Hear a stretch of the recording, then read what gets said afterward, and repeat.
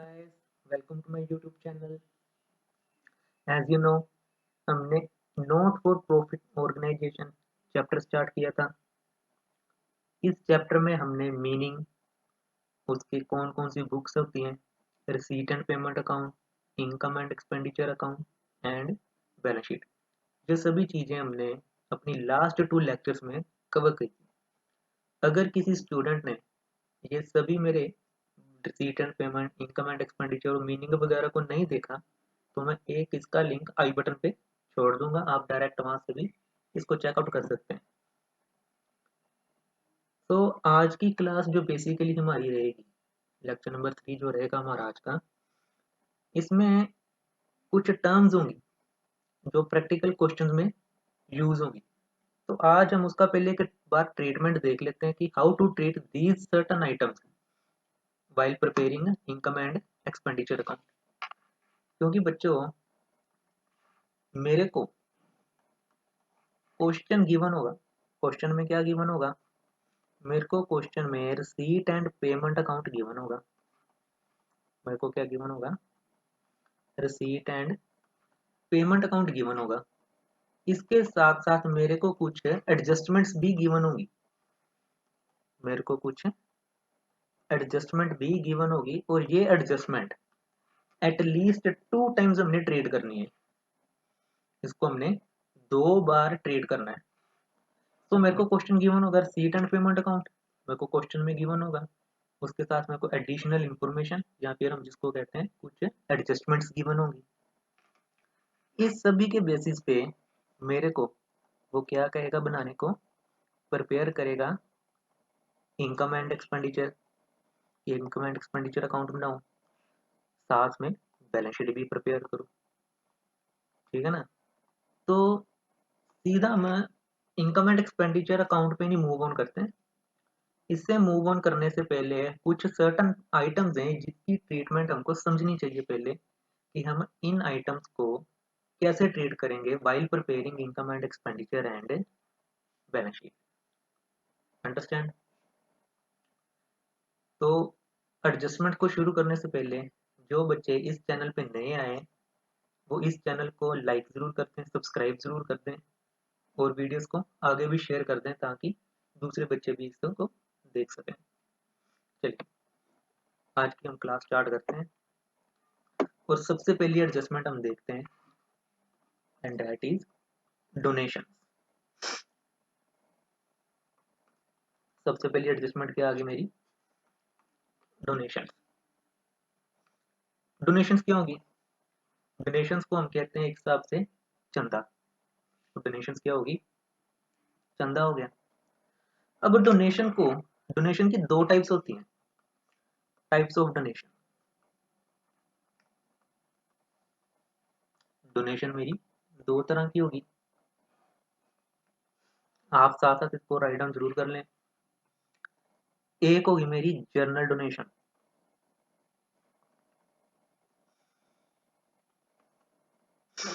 और दूसरी होगी मेरी specific donation.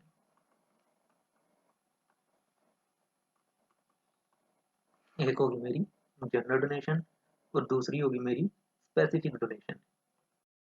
General donation means, नाम से पता चल रहा है कि वो डोनेशन जिसमें कोई भी स्पेसिफिक कंडीशन नहीं लगी, जिस पैसे को मैं कहीं भी कैसे भी यूज कर सकता हूँ।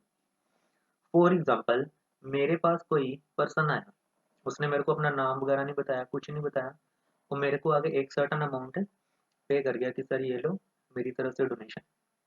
उसने कुछ नहीं कहा कि ये डोनेशन को आप कहाँ पे यूज कर सकते हो। वो डोनेशन मेरे को दे गया, अब मेरी मर्जी है, मैं उसको जैसे मर्जी यूज करूँ। वो क्या हो गई मेरी जनरल डोनेशन। सेकंड टाइप है हमारी स्पेसिफिक डोनेशन।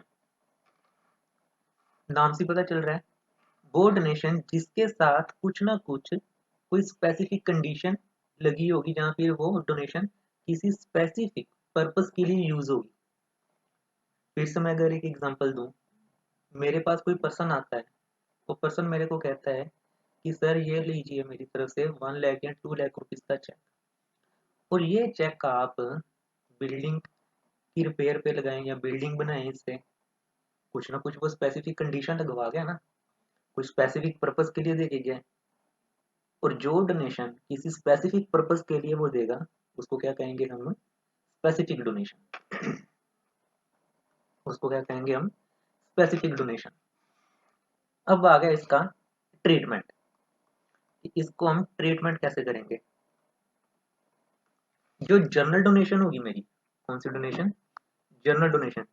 मैंने आपको इसका मीनिंग बताया था कि जनरल डोनेशन क्या होती है। जनरल डोनेशन को हम कहीं पे भी यूज कर सकते हैं, और ये नॉर्मली कहाँ पे आएगी, इनकम एंड एक्सपेंडिचर अकाउंट में। कहाँ पर आएगी, इनकम एंड एक्सपेंडिचर अकाउंट में।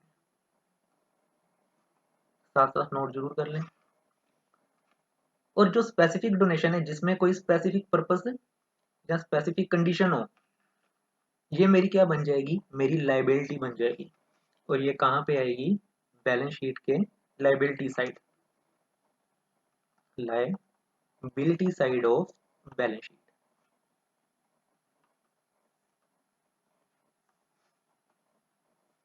जनरल डोनेशन मेरी आएगी इनकम एंड एक्सपेंडिचर में, और स्पेसिफिक डोनेशन आएगी मेरी liability side of balance sheet. ठीक है बच्चा, ये हमारी पहली एडजस्टमेंट हो गई। जिस एडजस्टमेंट का नाम क्या था, डोनेशन। दो तरह की होगी, जनरल डोनेशन और स्पेसिफिक डोनेशन। जनरल डोनेशन कहाँ पे आएगी मेरी, इनकम साइड आएगी, इनकम एंड एक्सपेंडिचर में। इसमें लिख ही देता हूँ मैं, किस साइड आएगी, इनकम साइड। और स्पेसिफिक डोनेशन मेरी कहाँ पे आएगी, बहुत अच्छे, liability side of balance sheet. अब सेकंड एडजस्टमेंट हम करते हैं, and second adjustment is entrance fees. Second adjustment is entrance fees. Entrance fees को हम दूसरा नाम दे सकते हैं एडमिशन फीस। दूसरा नाम क्या बन गया इसका, एडमिशन फीस। नाम से फिर से पता चल रहा है, एंट्रेंस फीस। कोई एनजीओ है या कोई एनपीओ है, हमने उस एनपीओ का मेंबर बनना है। फॉर एग्जांपल कोई सोशल क्लब है, ठीक है, कोई सोशल क्लब है, एक्स वाई जेड नाम है उसका, X Y Z social club, ठीक है। और ये एक पर्सन है,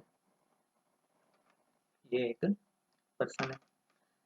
इस पर्सन ने इस एनपीओ का मेंबर बनना, और जब इस ये मेंबर इस एनपीओ के पास आएगा, तो वो एनपीओ वाले क्या कहेंगे पहले, कि सर हमें एक, आप हमारे पास पहली बार आए हो तो आप हमें एक एंट्रेंस फीस दो, क्या दो हमें, एंट्रेंस फीस दो। ये एक वन टाइम पेमेंट होगी, बार बार नहीं लेंगे वो, सिर्फ एक बार लेंगे। जब भी कोई नया पर्सन कोई एनपीओ ज्वाइन करेगा, ये at the time of joining पे करेगा, जिसको हम क्या कहते हैं, एंट्रेंस फीस कहते हैं।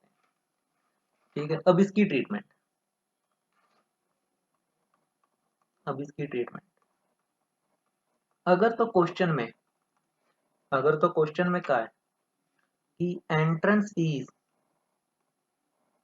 अगर क्वेश्चन में गिवन है entrance fees is to be capitalized, is to be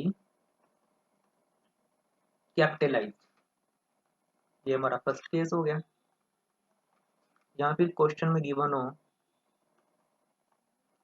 entrance fees is not to be, entrance fees is not to be capitalized, अगर इसको हमने कैपिटलाइज नहीं करना। अगर तो क्वेश्चन है क्या है कि एंट्रेंस फीस को कैपिटलाइज कर दो, कैपिटलाइज कर दो मीन्स कैपिटल में जाएगी। कैपिटल कहाँ पे आती है, बैलेंस शीट में आती है। बैलेंस शीट की किस साइड में आती है, लाइबिलिटी साइड में आती है। तो अगर क्वेश्चन में स्पेसिफिकली मेंशन है कि entrance fee is to be capitalise, तो हम उसको liability side of balance sheet में करेंगे, liability side of balance sheet.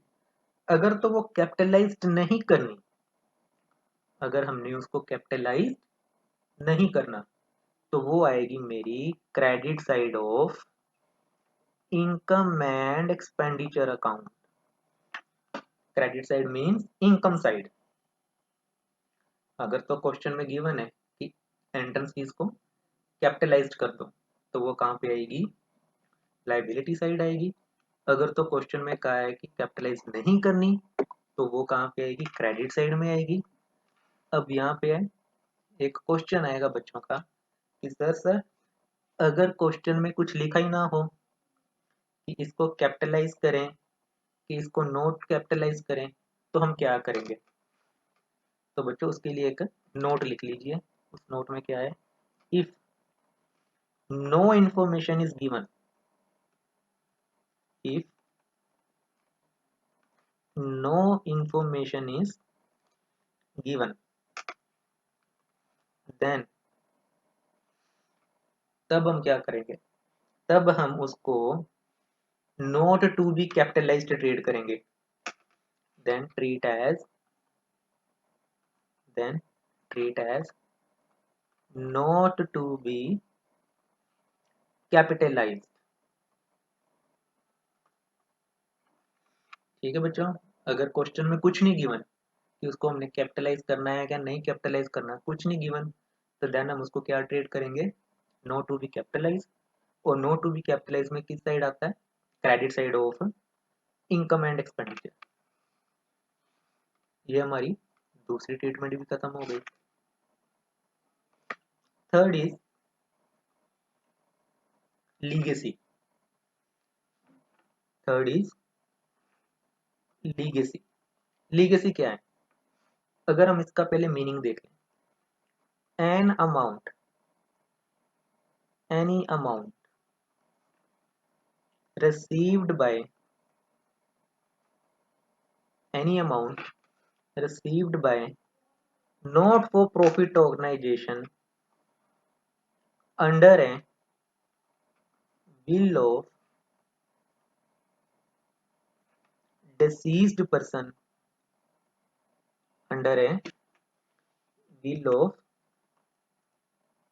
deceased person, then उसको हम क्या कहेंगे, लीगेसी कहेंगे। फॉर एग्जाम्पल, फॉर एग्जाम्पल एक पर्सन है, ठीक है, ये एक पर्सन है, इस पर्सन का नाम है मिस्टर ए।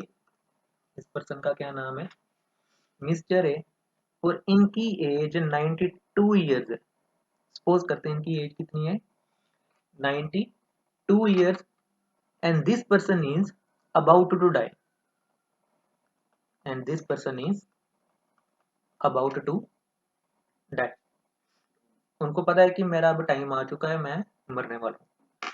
वो मरने से पहले क्या करते हैं, पहले वो एक विल, विल समझते हो बच्चे आप, विल्स मीन वसीयत। वो अपनी एक वसीयत लिखेंगे, विल लिखेंगे। उस विल में मेंशन कर देंगे कि मेरे मरने के बाद मेरी जितनी भी प्रॉपर्टी है वो इस पर्टिकुलर एनपीओ को हम दे देंगे, और ये एनपीओ मेरी प्रॉपर्टी बच्चों की एजुकेशन पे यूटिलाइज करेंगे।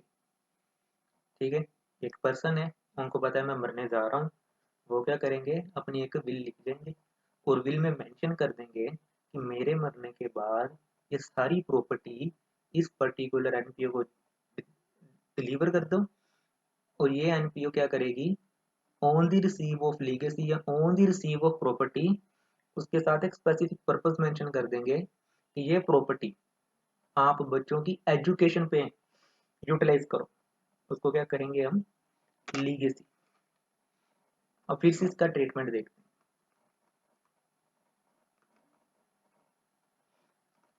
अगर तो क्वेश्चन ने कहा है कैपिटलाइज करो, अगर तो क्वेश्चन ने कहा है कैपिटलाइज करो, और अगर क्वेश्चन ने नहीं कहा कैपिटलाइज करो, नोट टू बी कैपिटलाइज। अगर तो कैपिटलाइज करने को कहा है, देन सिंपल, जैसे हमने डोनेशन को किया, जैसे हमने उसको एंट्रेंस फीस को किया, सेम टू सेम हम लीगेसी को भी ट्रीट करेंगे। अगर तो कैपिटलाइज्ड है तो हम उसको बहुत अच्छे liability side of balance sheet, liability side of balance sheet. If not to be capitalized, then credit side of income and expenditure account. अगर तो क्वेश्चन में स्पेसिफिकली मेंशन है कि कैपिटलाइज करो, देन हम उसको लाइबिलिटी साइड लिखेंगे। अगर तो कहा है कि not to be capitalise, then उसको हम इनकम एंड एक्सपेंडिचर में क्रेडिट साइड लिखेंगे। अब यहाँ पे क्या रहा ना, कैपिटलाइज करो मीन्स वो क्या बन गया, स्पेसिफिक लीगेसी बन गई, जिसमें उसने स्पेसिफिक पर्पस से मेंशन कर दिया कि इसको आप एजुकेशन पे यूटिलाइज करना। वो क्या बन गया मेरा स्पेसिफिक। और स्पेसिफिक डोनेशन भी कहाँ पे आती थी, just for revision, liability side. अगर no to be capitalize means वो क्या बन गया मेरा, जर्नल बन गया। और जर्नल कहाँ पे आता है, credit side of income and expenditure account. अब फिर से एक क्वेश्चन आएगा बच्चों के माइंड में कि सर अगर कुछ ना लिखा हो तब क्या करेंगे हम। तो बच्चों उसके लिए आप एक और नोट लिखो और उसमें लिखना, if no information is given, if